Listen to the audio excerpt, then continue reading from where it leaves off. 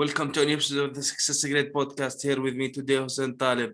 Today, I have a very special guest with me, Colin. He's a certified blockchain expert and co-founder of online education platform Exchange.io that is backed by the blockchain technology and powered by cryptocurrency coin XCZ. He also created the cryptocurrencies LBC and LGS and XCZ, as I mentioned.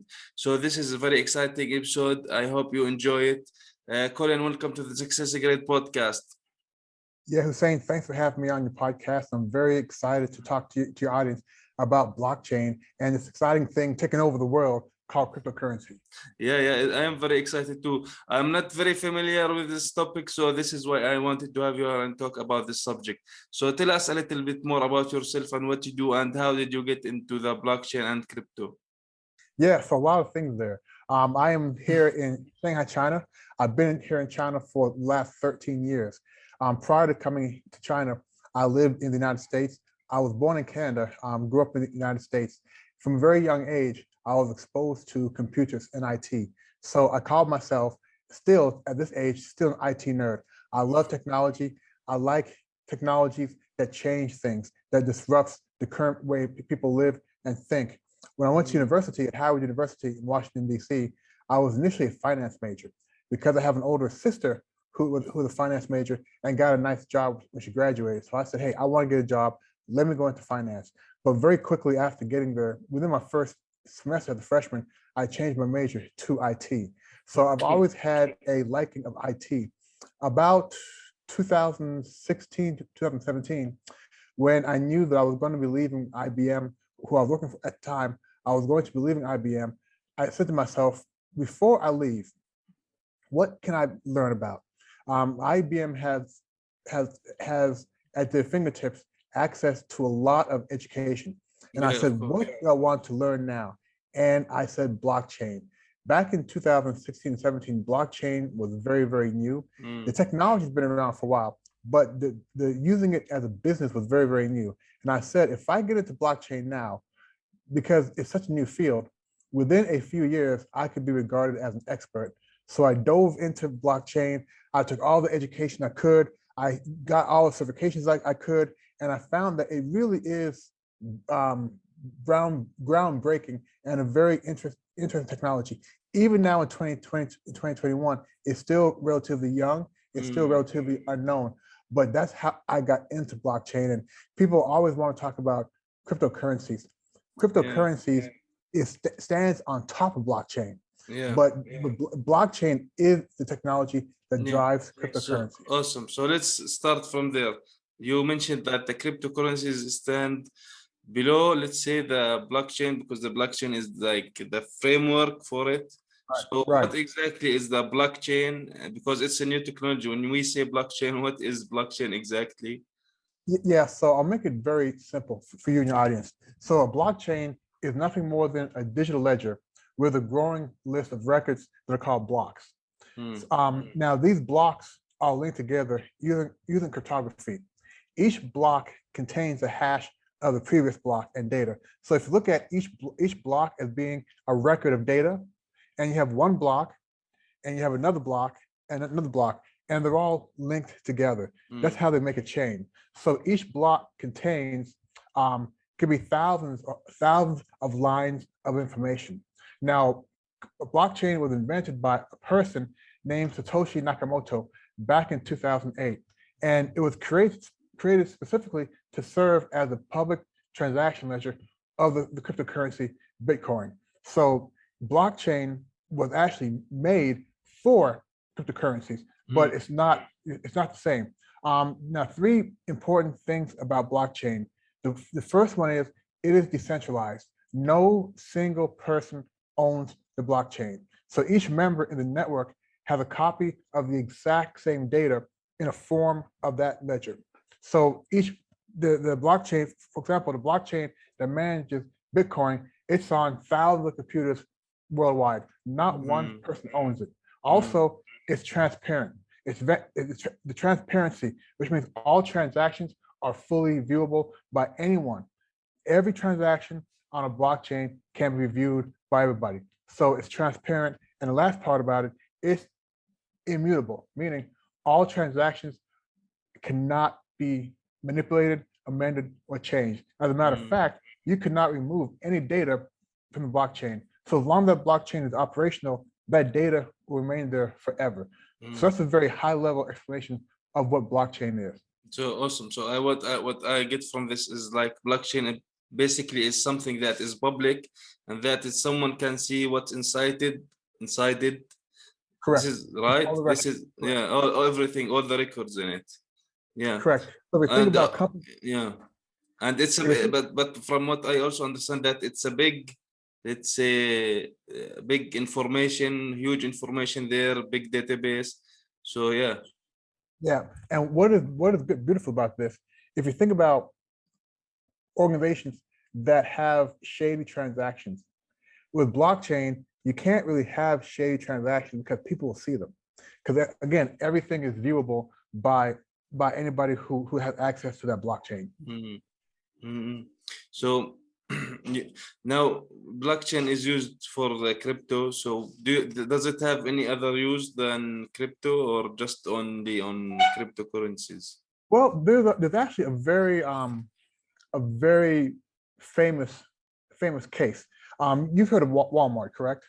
Yeah. So Walmart did a project, I want to say about 4 or 5 years ago, called the Walmart Food Traceability Initiative. The Walmart Food Traceability Initiative. Okay. And what they did was about 5 or 6 years ago, Walmart had a salmonella outbreak in their lettuce, meaning they had some lettuce that had poison in there. So Walmart had to pull the lettuce off the shelves, almost every Walmart in a certain part of the country. And that impacted a large number of stores. And I think it took them, I want to say, a few weeks to trace the salmonella back to the root to find out where it came from. So using a blockchain where every transaction is traceable, they did an experiment and they found that I think they went to a store and they said, let's trace this avocado back to the source. It took them about 8 days to trace back to the source. They then decided to use blockchain. They used blockchain to do the same exact thing. And it took them 2.2 seconds to trace back to the source. So how is this important? Let's say there was another outbreak of salmonella in lettuce. They can then take that single batch and trace it back to the exact farm, the exact lot, and know what to pull. They would not have to pull all the lettuce off. They'd know exactly what to do. Yeah, so that's money, awesome. time, so they would, for example, if there is like a huge warehouse with a lot of boxes, they will know in like a minute or less, maybe which box has the bad lettuce or the bad whatever. Yeah, exactly. So it's very time saving, saves a lot of time. Absolutely. The blockchain is also, we talk about cryptocurrencies, and people think about cryptocurrencies the wrong way. How is that?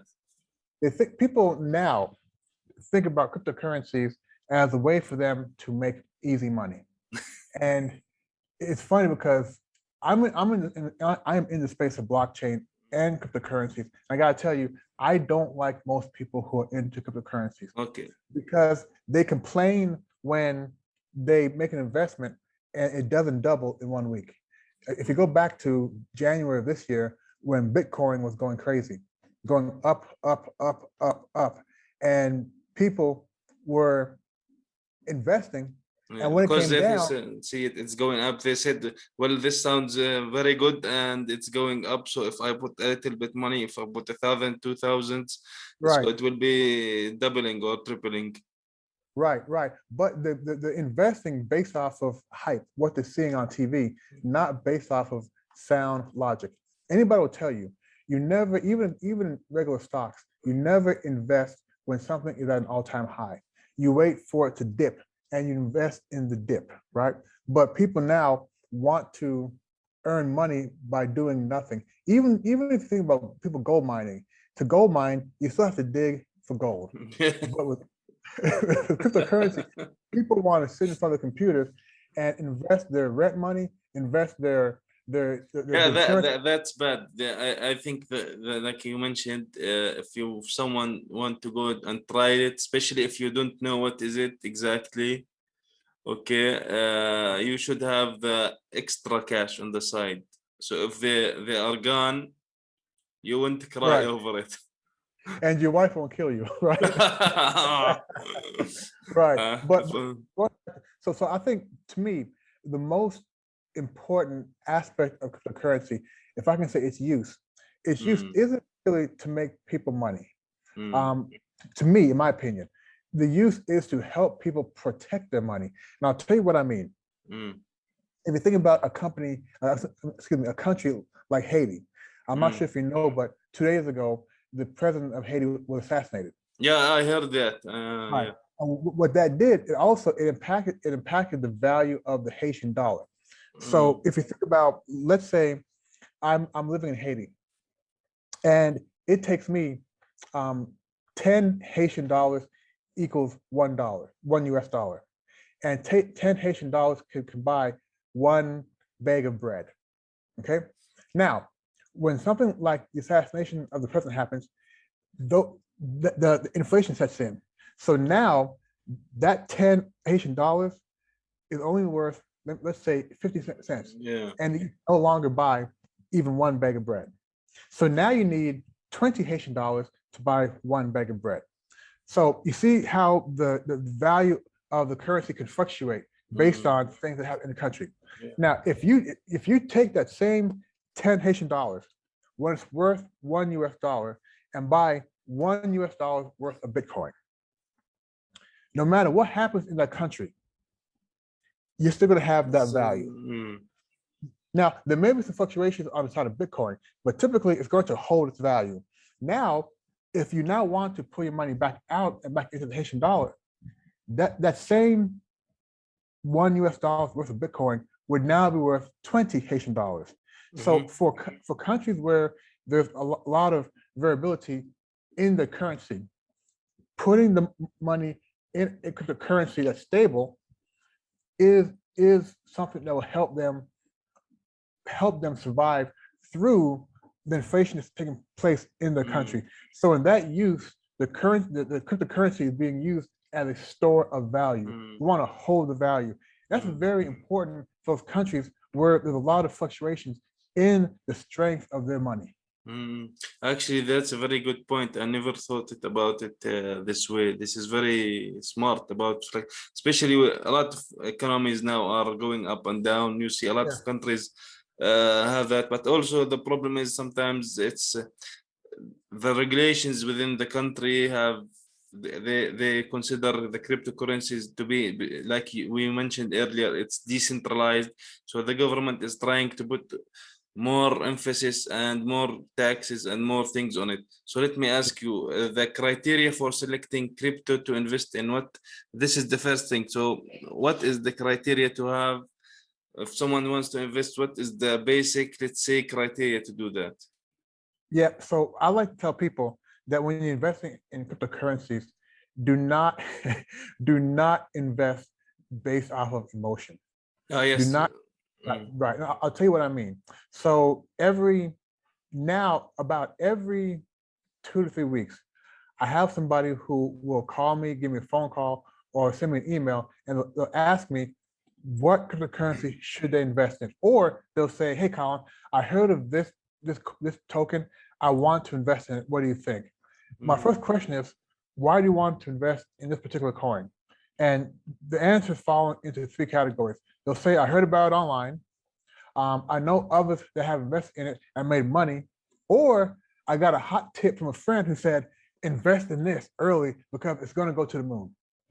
So when I hear this, in my mind, I'm going, okay, you're heading into a disaster, So so my response is always, there's 3 criteria that you want to follow when investing in cryptocurrencies. And the first one is, first of all, do not invest what you can't afford to lose, like we talked about before. The first criteria is the utility of the token, meaning, is there a valid use for that token? Now, this might not be as important now as it was 2 or 3 years ago when everybody was trying to find a use for the token. And what that means is, can you go to a store and can you purchase something using that token? So now there's a use case for it. And that is not the case in almost any cryptocurrency. If you recall, Tesla was going to accept Bitcoin, and they changed their mind, right? So now you'll find a few organizations that will accept Bitcoin, but right now there's typically no utility for cryptocurrencies, and I still think that is an important case for it.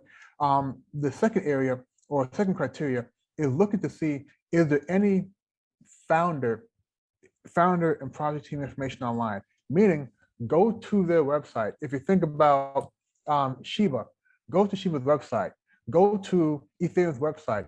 Do you see information about the founders, the project team? Because for tokens that have no project or team information, it's shady. It might be a red flag. I heard there is something called the white papers. Is that important? Yes. So I'll get to that one next, right? But you want to make sure that they do have information on the founders and the project team. You want to know that there's history there. And if they have pictures, even better, because people who are doing bad things typically don't have the real name and picture online. And then the third criteria, as you mentioned, is project information and white paper. Is there a white paper? And white paper is a sort of summary, a report of what that coin is about and what they're trying to accomplish as a project team. And secondly, do you see that the project has milestones? What are they trying to build? How they're trying to get that token used by more and more people. So those three things: making sure that there's a utility, a use for the coin, making sure you can find information on the project team and the founders, and finally making sure that there's an actual project and white paper existing. And read the white paper. Read the white paper. Sometimes you see white papers that have been plagiarized or copied from other projects. So read the white paper. Once you have that information, what that does, it makes you a little smarter about the organization. It makes you a more smart investor. If you're investing in stocks and bonds, typically you're going to do some research first. Same thing. However, most people now, the only research they do is seeing an article that says this token has increased in value, 20% in 1 week, and they say, "Oh, I want to get in on the fund also." And typically, when they get in, it's sort of after the token has made that big leap in value. Yeah. So we saw a great jump in the cryptocurrency market. There is a lot. I don't know how many cryptocurrencies are there, but there seem to be like maybe 1 million of them. So what differentiate them from each other? Okay, because for example, and I see also similar names like Ethereum Max or something like that. So if I want to start some soft drink company, for example, and I want to name it, I can't name it like Coca, Pepsi or whatever. You know what I mean? So you can't name it. You can't name it Pepso, right? but with the cryptocurrencies, you see similar names like Ethereum Plus, Ethereum Max, whatever. So how does that happen? Are the coding? So basically, I would understand also this is like a coding. There is some codes to do with it. Right. So are the coding similar or are they different from each other? No, the code, the technology behind it is absolutely the same. There are some variations. There's some, for example, the Ethereum network is different from the classic blockchain network. So there are some differences, but most of the technologies are the same. It's sort of like if you look at these different cars out there, you can have a Ford, you can have a Honda. They're different on the outside, but the engine, the inside are fairly the same. They use the same sort of technology. So yeah, so these cryptocurrencies are very similar. What makes them different is the HYPE, the hype, the press, what people are saying. If you recall, there was a token that was made to be a joke called Shiba. And Shiba, I'm sorry, not Shiba, Dogecoin. Dogecoin back in January, February, March, value tripled in value almost overnight because some very famous people Backed put, it up, yeah. yeah. For example, the influencers on Instagram or whatever, so they said it's a good investment. This is the problem. This type of people tell you that this is not a financial advice, but if you are like into crypto, I'm not check. saying, yeah, Yeah, I'm but not this is a Dogecoin or whatever could be a good something. So go right, check it out. right. And then what happens though? What happens though? People will say, well, Dogecoin only cost 1 penny. If Yeah. let me put $200 in there and see what happens, right? So, people will hear the hype and they'll go invest. Bitcoin, the technology behind Bitcoin is no different from the technology behind Doge. The only difference is Bitcoin was the first to do it. So Bitcoin has been around a lot longer and has a better, stronger reputation. But there's really no difference in a lot of these tokens. The only difference is the amount of hype it can generate, and maybe some do have some solid use cases. Ethereum has a strong use case. Ripple have a strong use case. So there are a few that have real use cases, but the vast majority do not. But they have hype. As long as you have hype and some people with some extra money and want to get rich quick, you'll find people to invest in your token. So let me get this. Cryptocurrencies, especially the ones that are coming up, the new ones, what makes them, they start first off they start cheap, like in pennies or cents, like, but what gets them to soar in the price is basically the marketing of it. The marketing of it, and I would say the popularity of some of the people who design some blockchains are very intelligent, very famous, and they do a lot of speaking. So each time you hear them speak, they're championing their token. Ethereum is like that. The owner of Ethereum, very popular guy. He talks about it a lot, and slowly and surely, more and more people start to invest.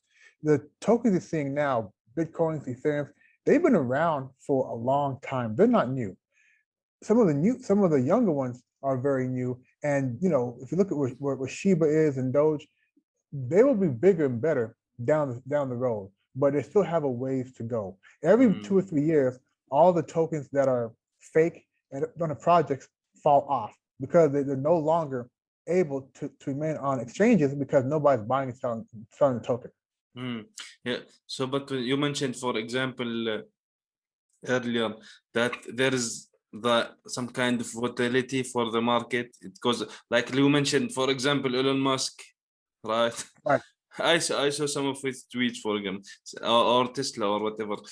We are going to have people pay in Bitcoin. Now we don't want people to pay in Bitcoin. So basically, this guy who actually I think have invested in Bitcoin, right? He has a huge following, and he's kind of maybe, I don't know, playing the market or something, because when he says we are going to use it with Tesla to buy cars, and then no, we're not going to do that. So he's like putting the market up and then down. Right. So these kind of things and the power of that, how that can be safe investment for the let's say the little guy. Yeah, well, again, I don't think that cryptocurrency is the safest investment for little guys. Meaning that when I say little guys, I'm speaking of people who only invest based off of hearing Elon Musk talk. They have no idea what the technology is, what blockchain is. They're only investing because they see Elon Musk and he's a smart, famous guy who's rich. If you invest like that, you're going to lose your money because you're not investing based off of any process. I also think whatever market, you have to be careful. If one person can influence the market that much, you want to be careful because now you're basing the success of your money off of the whims of one person. So some of us are very happy Elon Musk did what he did because what he did, he sort of settled the market, meaning he came in, hyped it up, And you saw when he made announcements, the value of cryptocurrencies and Bitcoin rose tremendously. When he came back and said, okay, after all, we're not going to accept Bitcoin, you saw the price go down. And typically, the price would have, if the market was soft, that price would have fallen, let's say, back down to 10,000. But it went to about 30,000 and held there. Meaning now odds are it's going to stay at that area for a while because that's what the market is. So before, when it was at 60, that was based off hype. So now where it is now, this is where this is where it is based on the demand and supply and demand. Right.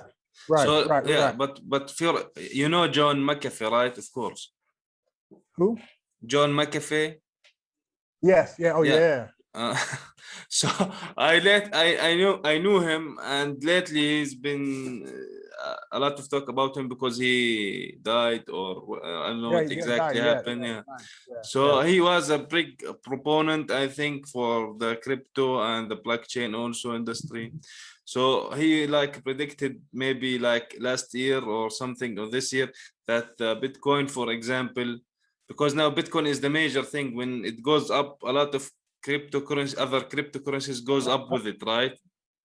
Yes. So he predicted like it would be, I don't know, 1 million, something like that, or 100. I forget. Right. Is that something that actually can happen, that it goes to 100,000 or 1 million? I don't know. How to answer this? It could happen. It's not likely to happen for a while. And I'm trying to say this correctly because, you know, if you look at where Bitcoin was 4 years ago to where it is now, it's gained over 1,000%. So it can go higher.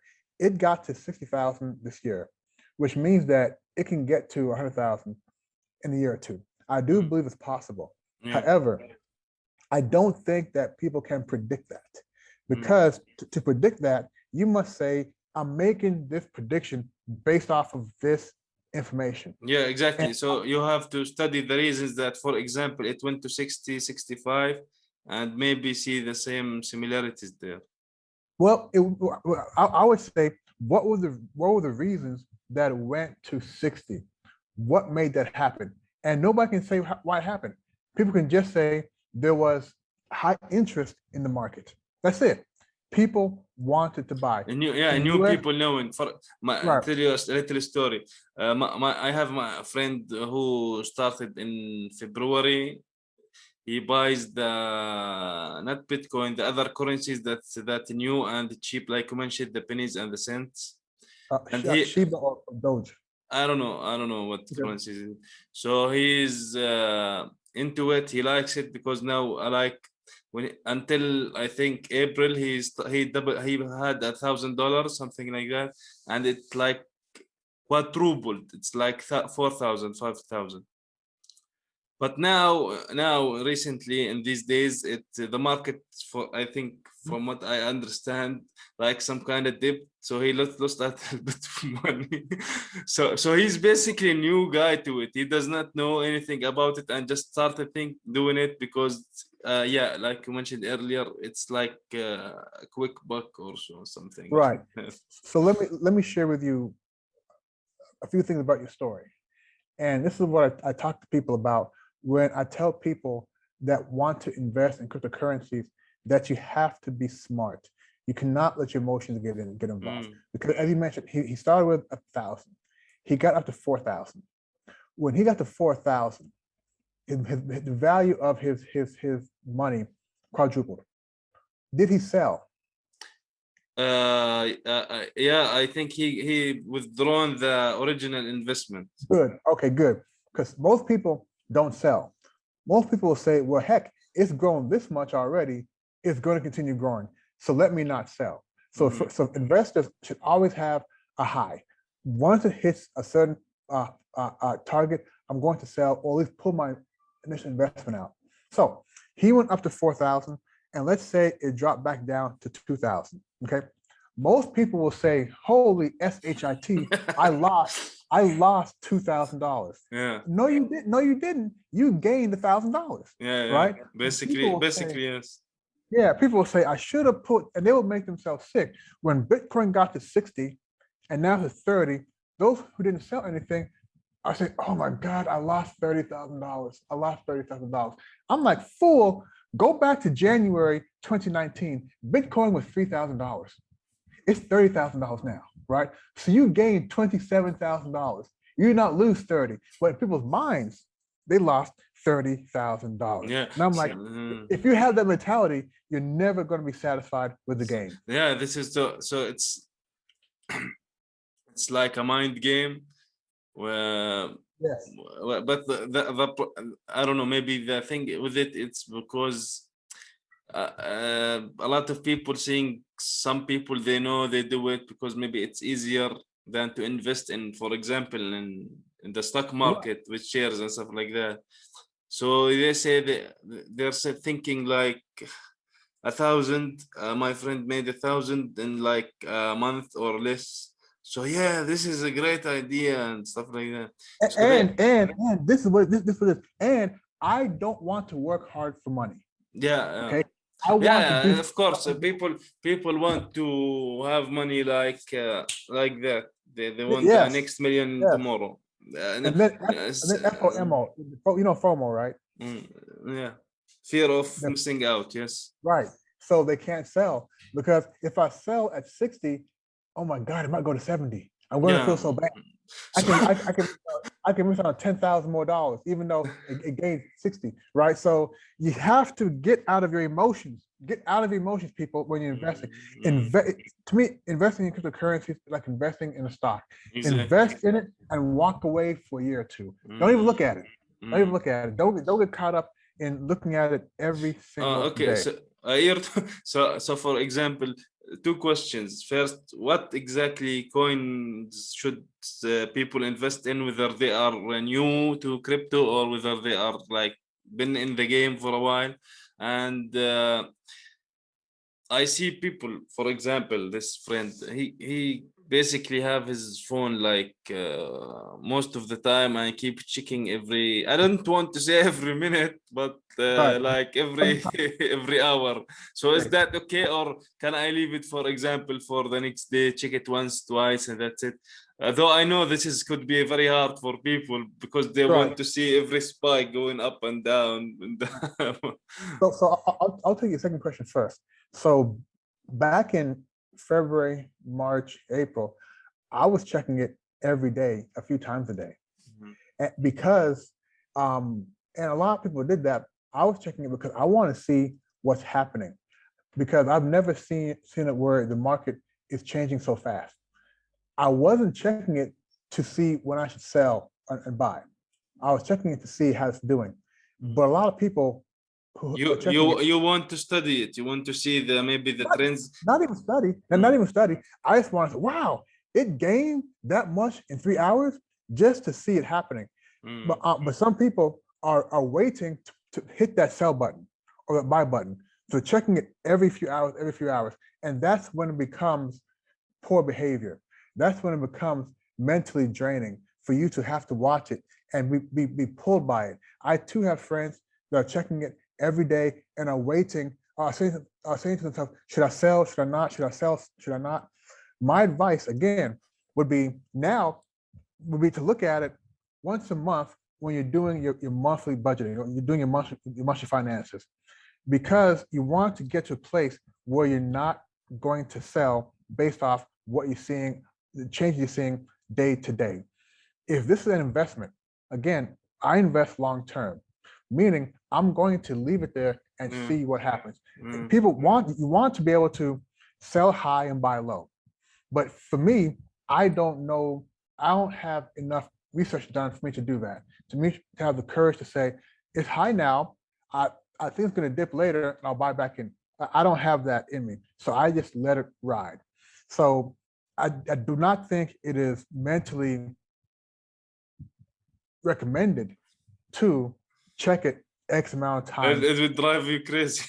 It'll drive you crazy. And what was the first question? Okay, yeah. For new people to the market, what should they buy? I have no idea what they should buy, but I'll tell you what they should do. They should do their research. My advice, go to go to a Coinbase, go to a Binance, go to a solid exchange, and look at what tokens or coins have the highest turnaround each day. Who's trading in those? Find the 2 or 3 that have the highest daily trades, and do some research. Invest $25. Invest a low amount of money in there first. Learn how to read the market data. Learn how to buy. Learn how to send. Learn how to receive. Learn how to sell. Learn what to do before you invest a lot. I want to tell you what, it's going nowhere. Okay, this is blockchain. It'll be around for a long time. It's not like a company that's on the stock exchange and they fold and they're off. These things will be there for a long time. There is no rush. Start small, start small, start small, learn the ins and outs. And as you learn more, invest more. You know, I advise people, invest $100 a month. That's not a lot of money. Invest $100 a month. And after a while, you'll understand how to do the right kind of research. So the recommendation is basically, if someone wants to start with a low amount, even $25, 50, 100, something that is extra. Right. Yeah, and start doing it little by little, so you would gain and know the markets, how it moves, how it what happens, what kind of, for example, news affects it, stuff like that. Yeah. And let me add, I am not a financial advisor. I am not a financial advisor. Yeah. I'm not giving advice. Yeah. So you mentioned that cryptocurrency and the blockchain is a technology that is going to be here forever, probably. So the global use of the cryptocurrency, because like we mentioned earlier, some countries accept it now. I think some other countries and governments are not. So what's what do you think is the global use of cryptocurrency becoming legit in terms of payment and regulations and regarding taxes? Yeah, I think that each country is going to approach it differently. Here in China, cryptocurrencies are not accepted, but blockchain is legal. I believe in India, they're outlawing cryptocurrencies. Certain countries are banning cryptocurrencies. The people there, what that means really is that you can't go anywhere in a country and use it to buy things, and you can't go from an exchange to a bank in that country. But people still find ways of investing. So if you live in India and people are in China, they can still buy Bitcoin, but they have to go through third parties to do it. So it's banned, but people can still get access to it because it's globally, it's legal. It's legal. I do think countries like the United States are too smart to miss out on getting their taxes. So they are finding ways to tax individuals on transactions. For example, if Coinbase, Binance US, when you link that to a US bank, you now have to submit information, legal information about who you are, where you live, and that information also provided to the IRS. So you have to now understand that the US is going to find some way of taxing your investments. So it's but we don't know how they're going to do it. There is nothing goes by the government. They are not going to let anything go by them. They always want their piece of the cake. They want their piece. And if they can't tax it, they will block it. So I do think that the US will do some things to make it, to potentially to block it. But again, you can't block it from people. People are still going to have access to it. So I think it's above the reach of a lot of countries, or out of the reach of a lot of countries. Yeah. So awesome. So tell us a little bit more on your platform, exchange.io. Right. So on our platform, we offer assessments, training, and coaching. The assessments we do, it's interesting because we have one of our clients now is a very famous NBA team that takes our assessments for their rookies, for people who are looking at drafting, and for the players. So we offer assessments where organizations can have the employees, the students, the players take certain assessments which help them identify their strengths, weaknesses in certain areas. We also offer trainings. Our trainings are focused more on what's important in the workplace now, which are soft skills. If you go back, say 10 years ago, trainings were more technical in nature. You can learn how to code. You can learn these technical things. Now organizations want you to be trained on being a good teammate, on being able to collaborate with your team members. So how much grit do you have? How are the problem solving skills? So more trainings on problem solving and what we call the soft skills. We also have the gas, or what powers our platform is our own cryptocurrency called XCZ. So we have this cryptocurrency that's available, or will be available for different players in our ecosystem. For example, the individuals who design training, the individuals who do the coaching, each time, their training is used, each time a person buys the training module, they get paid in our cryptocurrency. Each time a student pays for an assessment or pays for training or coaching, they pay using our cryptocurrency.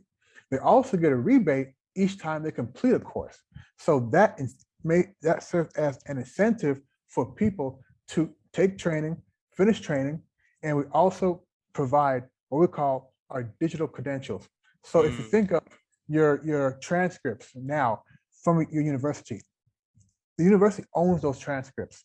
If you go out for a job and the job wants to see your college information, you must contact your college, tell them you want it, pay them money, and wait for them to mail it to you. That may take weeks to months, and it costs money. What we're doing now is we give access to these transcripts, so to speak, these digital credentials to the person. And those are stored where?